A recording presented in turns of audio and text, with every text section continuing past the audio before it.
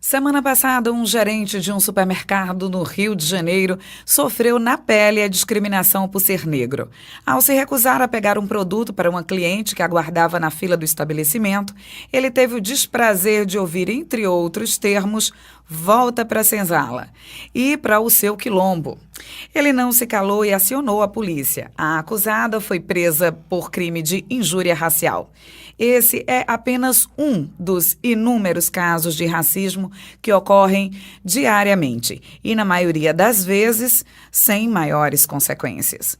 Hoje nós vamos conversar com o historiador, doutor em antropologia e membro do Instituto do Negro de Alagoas, Jefferson Santos. Bom dia, Jefferson. O racismo ainda é um tema muito debatido em todas as esferas da sociedade e, ao mesmo tempo, a gente ainda não vê uma mudança significativa na mentalidade das pessoas, que de forma corriqueira dizem que não discriminam. Mas casos como esses deixam a gente perceber que não é bem assim. O que a gente pode fazer para tentar compreender como fazer uma mudança cultural de fato? Bom dia a todos que nos ouvem. De fato, o racismo é um problema estruturante, basilar da sociedade brasileira. Para a gente ter uma ideia, geralmente se imagina que após a abolição da escravatura, os negros estariam automaticamente inseridos na sociedade e, a partir de então, se vislumbraria um ambiente, um espaço de maior respeito à diversidade e à pluralidade cultural e étnica. No entanto, o que se observa foi exatamente o contrário, né? O que se observou foi exatamente o contrário. Ou seja, a população negra não apenas, como se costuma dizer, foi largada à sua sorte por parte do Estado brasileiro, como também esse mesmo Estado ele constituiu o que a gente pode chamar de um projeto de genocídio da população brasileira.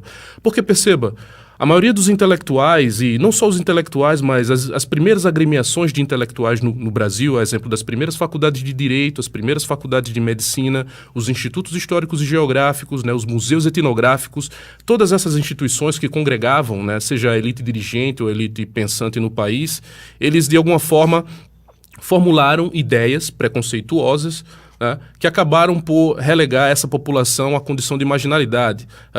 Naturalmente, estamos falando do século XIX, né? Final do século XIX, início do século XX. O Brasil ainda estava engatinhando com essas instituições, né? Engatinhando enquanto um país ou um quadro, um conjunto de dirigentes que estava pensando um projeto de nação.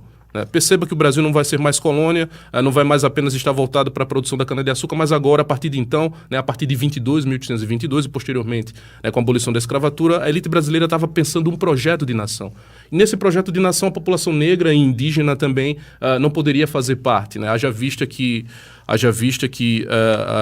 o que era referência, né, o que era modelo de civilização, o que era modelo de avanço e de desenvolvimento naquela época, ia exatamente na contramão do que era ser negro, do que era ser indígena, porque tais ideologias acabavam atribuindo ao negro e ao indígena o insucesso ou não desenvolvimento econômico do país. Então, se a gente quiser, resumindo, atrelando eles a uma ideia de atraso. Exatamente. Dito de outra forma, o Estado brasileiro ele criou uma série de ideologias que conspiraram contra esses segmentos, contra o negro. Por exemplo, o negro era visto, Nina Rodrigues, que era um dos nossos maiores intelectuais, ele defendeu a ideia de que o povo brasileiro era um povo inferior. Nina Rodrigues foi professor da Faculdade de Medicina em Salvador, da primeira. Dizia que o povo negro, ou melhor, o povo brasileiro era um povo inferior e que essa inferioridade do povo brasileiro se devia ao negro.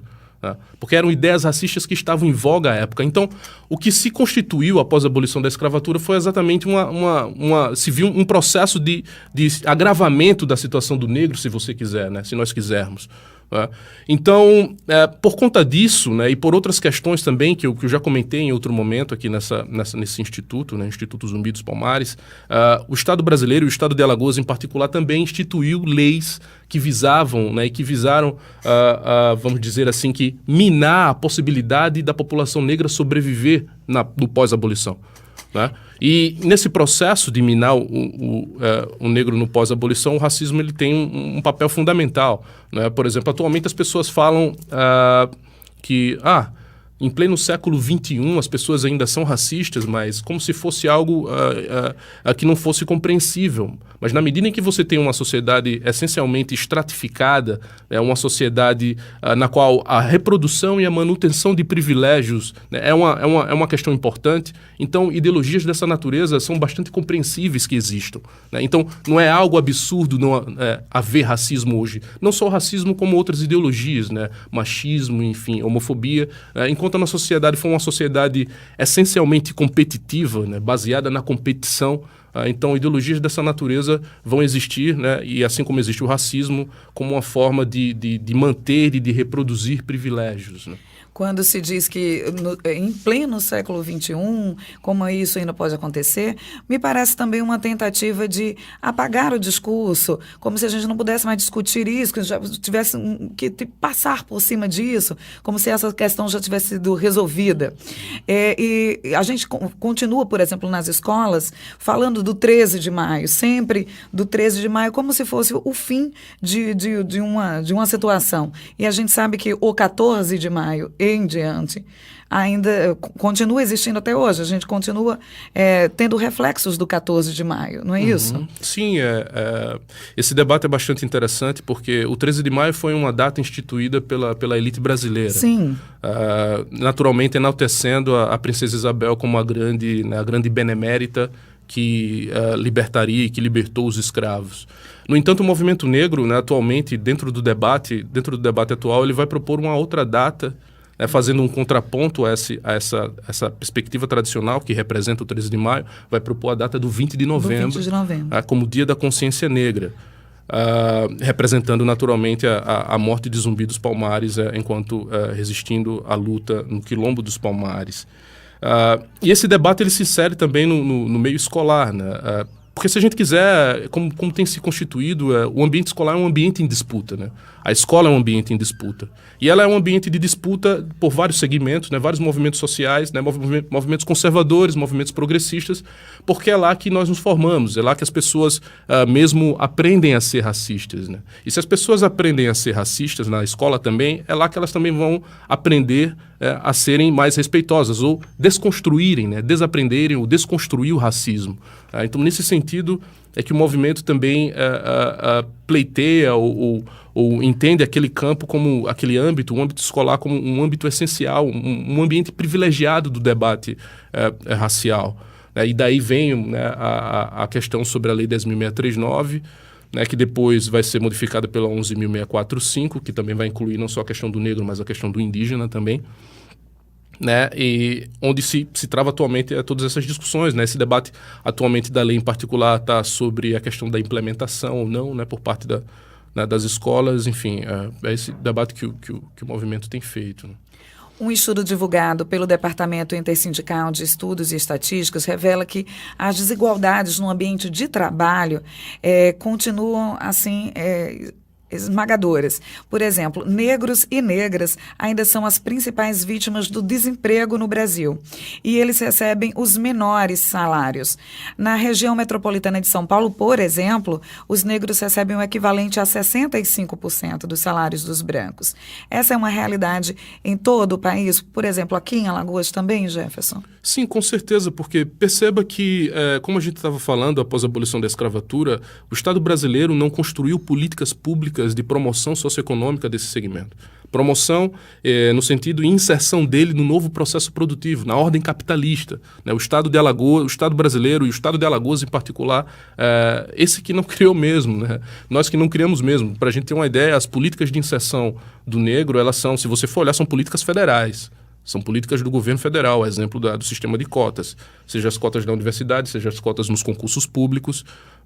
Mas o Estado de Alagoas não possui nenhuma política, desconheço qualquer política de promoção desse segmento, né? Então, o quadro que a gente tem é que, após essa abolição, né, o Estado não criou as condições para inserir esse segmento no processo produtivo. Muito pelo contrário, né, como a gente estava discutindo. O Estado ele vai criar as condições para marginalizar, né, e para excluir o negro. Haja vista que o negro não estaria dentro dos planos, né, da ideia de povo. Né? O negro não é benquisto, né? Nunca foi benquisto na história do nosso país. Né? Eu acredito ainda, dialogando sobre a sua questão dos dados sindicais, os sindicatos precisam evoluir muito ainda na questão da compreensão da questão negra.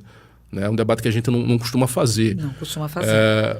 Porque, infelizmente, de uma forma ou de outra, os sindicatos eles acabam ficando, né, dentro de campanhas, por exemplo, campanhas de combate ao racismo. Tudo bem, a gente tem de fato de que fazer campanhas de combate ao racismo, né? A gente tem que tentar criar um ambiente de maior respeito à diversidade.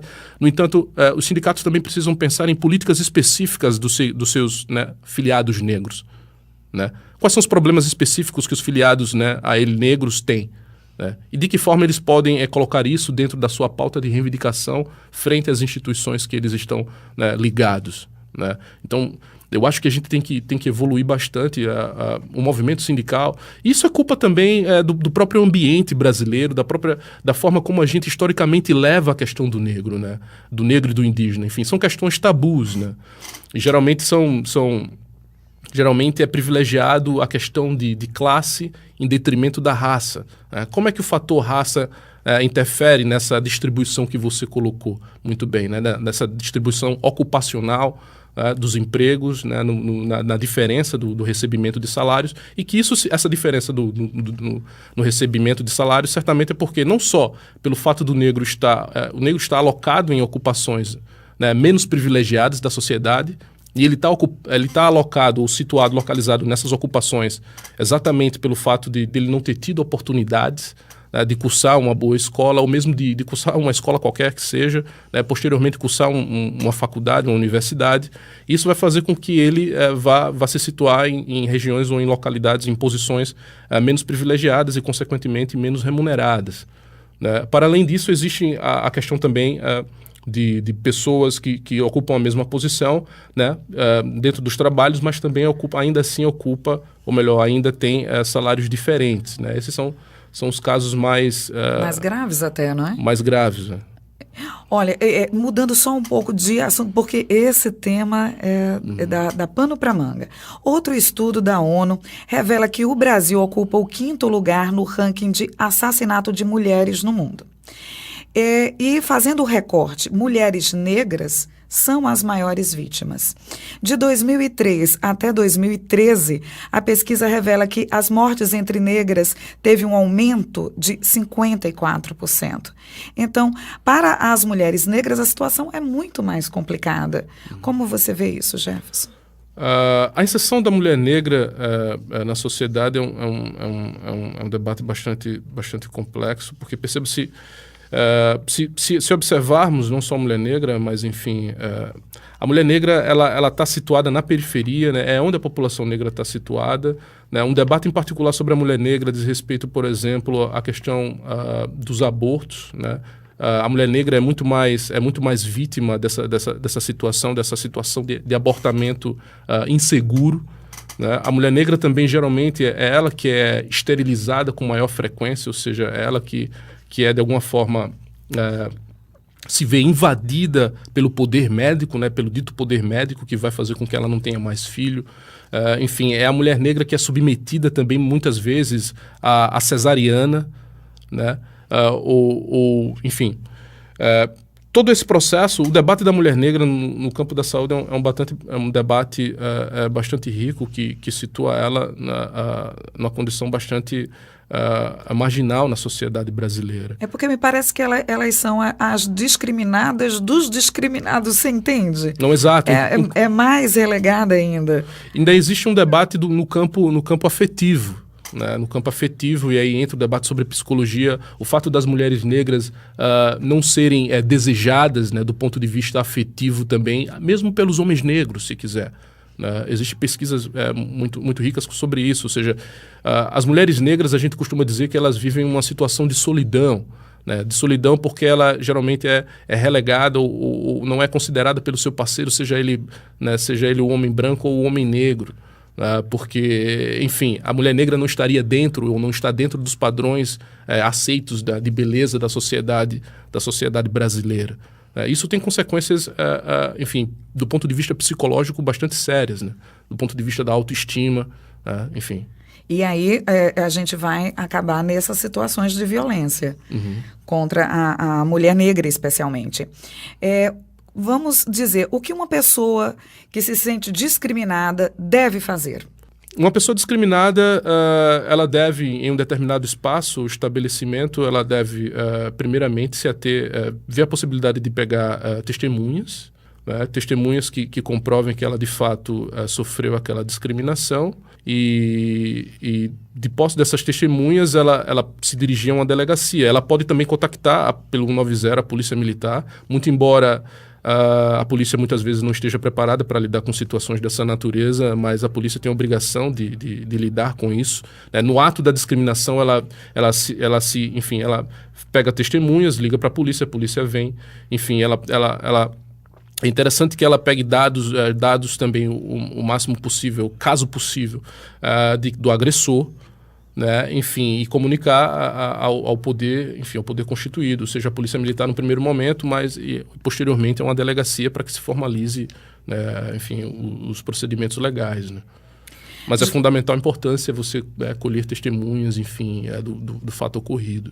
Jefferson, a gente pode acreditar que a discriminação racial vai ser um assunto que a gente vai resolver como sociedade? A gente não tem outro caminho, né? As organizações do movimento negro não têm outro caminho, a população negra não tem outro caminho a não ser lutar incansavelmente até que esse mal ele se dissipe, enfim, que ele não exista mais. A gente está num caminho de luta, eu creio num caminho positivo. A gente tem conquistado algumas políticas públicas, muito embora entendemos que tais políticas são um grão de areia numa praia, né, frente ao que o Estado nos deve. Né? Não só o Estado perceba, mas a iniciativa privada também, frente ao que algumas famílias senhoriais históricas nesse país e nesse Estado em particular nos deve, é muito pouco. Né? Você discutir, por exemplo, cotas raciais em concurso público ou universidade para nós é muito pouco, né? É bastante pouco frente ao que nos deve. Né? Enfim, vários setores do movimento negro falam inclusive em indenização financeira, né? Enfim, para as pessoas negras, como forma de ressarcir, de reparar danos cometidos no passado e naturalmente no presente também, mas com foco principalmente no passado, tendo em vista que os nossos ancestrais foram escravizados e mortos, enfim, submetidos a condições desumanas nesse lugar. Obrigada, Jefferson, por essa entrevista. Eu conversei com o Jefferson Santos, ele é historiador, e eu volto já com o Educativo em Revista.